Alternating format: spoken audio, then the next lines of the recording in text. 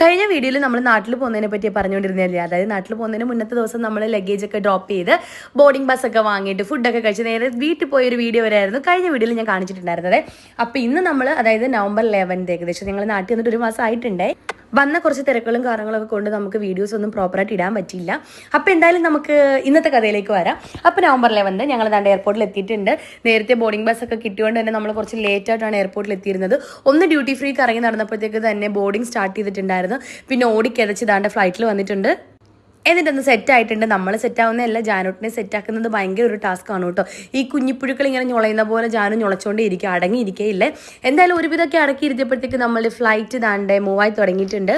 പിന്നെ എന്താണ്, സാധാരണ നമ്മൾ ഈ ഫ്ലൈറ്റിൽ മൂവ് ആവുന്ന ടൈമിൽ നമുക്ക് ഭയങ്കര സന്തോഷമായിരിക്കും അല്ലേ, നാട്ടിലെത്തി എല്ലാവരെയും കാണുന്ന ആ ഒരു എക്സൈറ്റ്മെൻറ്റും കാര്യങ്ങളൊക്കെ ആയിരിക്കുമല്ലേ. പക്ഷേ ഈ പ്രാവശ്യം എനിക്ക് എന്താണെന്നറിയില്ല, നാട്ടിൽ പോകുന്നത് ഭയങ്കര വിഷമമായിരുന്നു. കാര്യം വരുന്നില്ല, നമ്മളോട് അത്ര ക്ലോസ് ആയിട്ട് നമ്മളോട് ഭയങ്കര ഇതായിട്ട് നിൽക്കുന്നവർ നാട്ടിലായാലും നമ്മൾ വർക്ക് ചെയ്യുന്നിടത്തായാലും അവരെ വിട്ടിട്ട് പോകാന്നുള്ളത് ഭയങ്കര വിഷമമാണല്ലേ.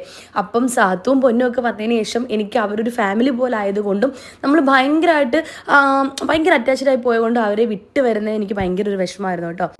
പിന്നെ പെട്ടെന്ന് വരാമെന്നുള്ള സമാധാനത്തിൽ ഞാൻ എന്നെ തന്നെ സമാധാനിപ്പിച്ചൊക്കെ ഇരുന്നപ്പോഴത്തേക്ക് ഫുഡ് വന്നു കേട്ടോ. അപ്പോൾ ജാനൂട്ടൻ കുറച്ച് മുമ്പ് തന്നെ വിശക്കുന്നെന്ന് പറഞ്ഞ് പണി തുടങ്ങിയിട്ടുണ്ടായിരുന്നു. അപ്പോൾ അതുകൊണ്ട് ആളെ ഫീഡ് ചെയ്യുന്നത് എനിക്ക് ഭയങ്കര എളുപ്പമായിരുന്നു കേട്ടോ. ആൾ തന്നെ പെട്ടെന്ന് കഴിക്കുന്നുണ്ടായിരുന്നു കേട്ടോ. അലമ്പൊന്നുമില്ലാതെ നന്നായിട്ട് ഫുഡൊക്കെ കഴിക്കുന്നുണ്ടായിരുന്നു. അപ്പോൾ ഞാൻ ഫുഡ് കഴിച്ചു. ഒരു റൈസും ചിക്കൻ ഗ്രേവിയും ഒരു സാലഡും പിന്നെ ഒരു സ്വീറ്റ്, അതൊരു കുക്കി, അങ്ങനെ എന്തോ ഒരു സംഭവമൊക്കെ ആയിട്ട് അത്ര ഉള്ളതുണ്ട് നമ്മുടെ ഫുഡ്. പക്ഷേ എന്തായാലും എല്ലാം സൂപ്പറായിരുന്നേ. വിശപ്പുള്ള കൊണ്ട് മാത്രമല്ല, അതിന് അത്യാവശ്യം നല്ല ടേസ്റ്റ് ഉണ്ടായിരുന്നു കേട്ടോ, നല്ല ടേസ്റ്റ് ഉണ്ടായിരുന്നേ. അപ്പോൾ നമ്മൾ ഫുഡൊക്കെ കഴിച്ചിട്ട് നല്ല ഒരു ഉറക്കം കഴിഞ്ഞപ്പോഴത്തേക്ക് അങ്ങനെ നമ്മൾ കൊച്ചിയിൽ ലാൻഡ് ചെയ്തിട്ടുണ്ട് കേട്ടോ.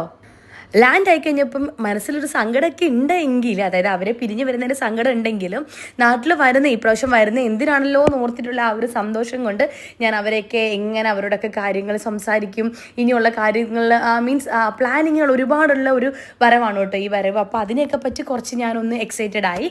അത് കഴിഞ്ഞിട്ട് ഇതാണ്ട് നമ്മൾ ലഗേജൊക്കെ വെയിറ്റ് ചെയ്ത് നിൽക്കുകയാണ് കേട്ടോ. കുറച്ചൊന്ന് താമസിച്ചു എങ്കിലും അധികം നമ്മൾ ബുദ്ധിമുട്ടിയില്ല. ഇനി എന്താണ്, നമ്മൾ പുറത്തേക്ക് ഇറങ്ങുക. അപ്പം പുറത്ത് വന്ന് നിൽക്കുന്നവരെ കാണാനുള്ള ആ ഒരു സന്തോഷവും അപ്പം ഞാൻ നിങ്ങളോട് പറഞ്ഞില്ലല്ലോ ശരിക്കും എന്തിനാണ് നാട്ടിൽ വന്നതെന്ന്.